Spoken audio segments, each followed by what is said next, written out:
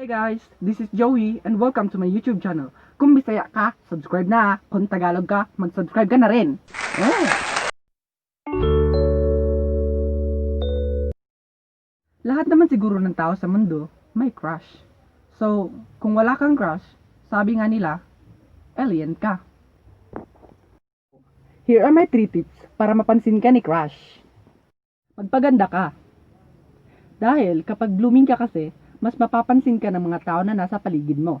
At baka rin naman, yung crush mo, mapapansin ka, lalapit sa'yo, makikipag-date sa'yo, tapos magiging kayo.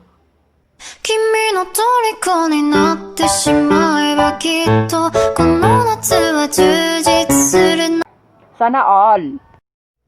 I-follow mo siya sa social media accounts niya.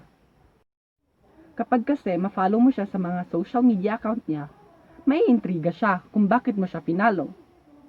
Diba? At kung i-accept ka niya, it means gusto niyang masubaybayan mo ang buhay niya kasama ka.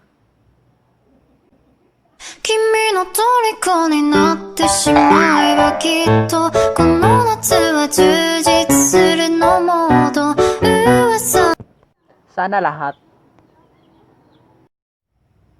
Kung hindi naman effective yung mga tips na binigay ko sa'yo, magpakilala ka na lang sa kanya. Mas maganda kasi kung magpapakilala ka sa kanya at sabihin mo ang nararamdaman mo.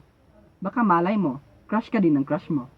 君の虜になってしまえばきっとこの夏は充実するのも China all!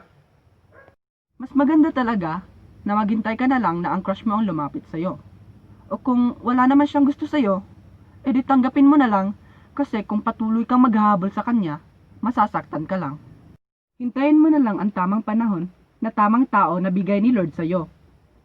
Kasi kung ikaw ang pipili, maling tao ang mapili mo. Masasaktan ka pa. So I hope nakatulong ako sa inyo.